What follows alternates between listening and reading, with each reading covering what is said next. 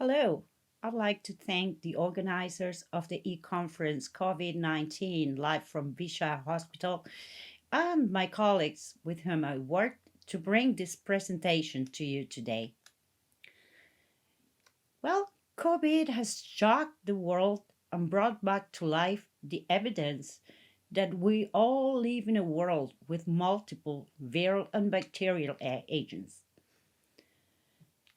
To start with, a pandemic, it's an outbreak of a disease occurring over a wide geographic area, impacting a high proportion of the population. Through human history, pandemics cause more deaths than even the most powerful armies.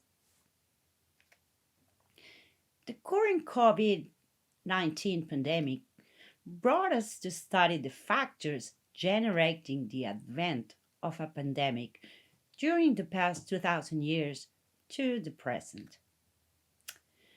To start with, between 165 to 190 after Christ, a new outbreak erupted in the Roman Empire, the Antonines plague. It was caused by hemorrhagic smallpox. Antonines plague killed over 5 million people, causing the devastation of the Roman Empire. 400 years later, yet another plague erupted, the Justinian plague. This time, the plague was caused by a highly pathogenic agent called Yersinia pestis that was disseminated to humans through rodents and fleas. The Justinian plague decimated the Byzantine Empire, killing about 50 million people. Between 1346 and 1353, Yersinia pestis struck again. The Black Death claimed the life of 200 million people. Everything started when 12 ships sailing from the Black Sea docked at the Messina port of Sicily. At arrival, most of the sailors were already diseased or critically ill. Within 7 years, the Black Death disseminated all over Europe, killing in between 30 to 50% of the population. Well, in order to protect citizens from being infected, sailors were held in their ships for 40 days, originating the term of quarantine, which is the first public health method to contain the spread of a disease. From the year 629 through 667, several other outbreaks of Yersinia pestis were reported all over the world, mostly in Europe, killing about one third of the European population. The Black Death is not over yet. Between 2010 and 2015, WHO reported 3,248 cases worldwide, including 584 deaths. With the colonization of Americans, Europeans brought to the New World several infectious diseases like Yersinia pestis, smallpox, influenza, and enteric salmonella, among others. To a population that was naive to those agents, devastating 90% of the local Latin American population, contributing to the downfall of the Mayan and Aztec civilizations. Well, during the colonization of North America, an Indian delegation asked the English soldiers to surrender. The British commander refused. Instead, he offered them gifts, including food, alcohol, blankets, which had come from people suffering from smallpox. This is the first documented case linking smallpox as an act of bioterrorism in America. Well, next, I'd like to discuss with you about the cholera pandemics. Well, cholera is caused by an infectious agent called Vibrio cholerae. An exacerbation of cholera epidemics was observed in the 19th century, causing several pandemics and killing at least 40 million people.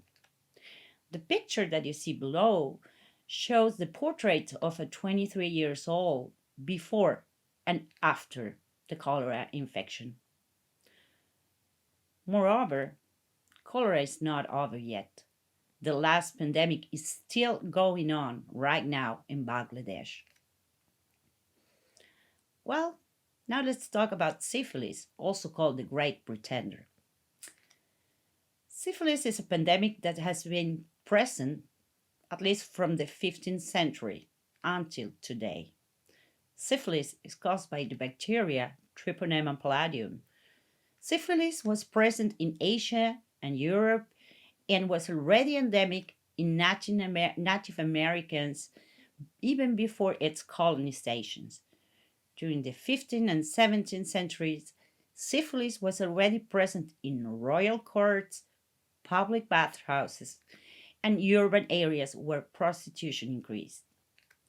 Armies also contributed to its spread. Historically, syphilis was all about blaming the others. Well, Italian called syphilis the French disease. The French call it the Naples disease. Russians name it the Polish disease. The Polish call it the German disease, and so on and so on. To continue with the advent of the industrial era from 1889, several influenza outbreaks emerged. The Russian flu, H2N2, the Spanish flu, H1N1, the Asian flu, H2N2, and the Hong Kong flu, H3N2, which combined killed around 2 billion people worldwide. To illustrate these pandemics, I will discuss the Spanish flu. The Spanish flu was considered the deadliest pandemic in history. It was caused by the H1N1 virus with genes of avian origin. Spanish flu circulated for nearly 2 years with three important waves, infecting 500 million people worldwide. That was about one third of the planet's population. Sometimes the treatment can be worse than the pathogen. We all know that.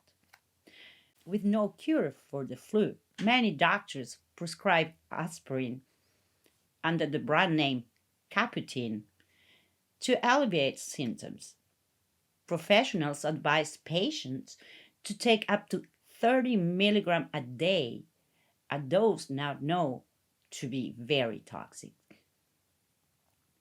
From 1976 to the present, other unknown viruses emerged in the African continent. Ebola, from the Filoviridae family, is an hemorrhagic fever of zoonotic transmission with a mortality of up to 67%. Since 1976, 26 outbreaks of Ebola virus have occurred, with little cases in developed countries, all of them being imported. From 1981 to present day, a new virus caused a worldwide pandemic, HIV, or the human immunodeficiency virus, caused by two RNA lentiviruses, genus Retrovirus, There is scientific evidence of its zoonotic transmission of simian immunodeficiency virus, a mutation from animal to humans. HIV originated and spread in Central Africa around 1910 to 1930 before it was recognized as a pandemic in 1981, and unfortunately it continues to spread worldwide. Since then, 75 million people have contracted the virus and 33 million others have died from AIDS related illnesses. I thought since 1996, treatment contributed to make this pandemic a chronic illness. 1.7 million cases were recorded worldwide only in 2018. Well, now let's discuss about coronavirus. Coronavirus were discovered first in 1963. Since 2002, three main pandemics of coronavirus have been detected: the severe acute respiratory syndromes of SARS or SARS-CoV-1 was the first strain of coronavirus species causing severe acute respiratory syndrome related to coronavirus. The syndrome caused an outbreak between 2002 and 2004 in Guangdong, China, before being transmitted to other countries, mostly within the Asian and Pacific region, with a few clusters reported in North America and Europe. SARS caused 8,096 cases with a fatality rate of 9%. By 2012, the Middle East Respiratory Syndrome, MERS, which is a viral disease caused by the MERS-CoV virus, is transmitted from camels to humans.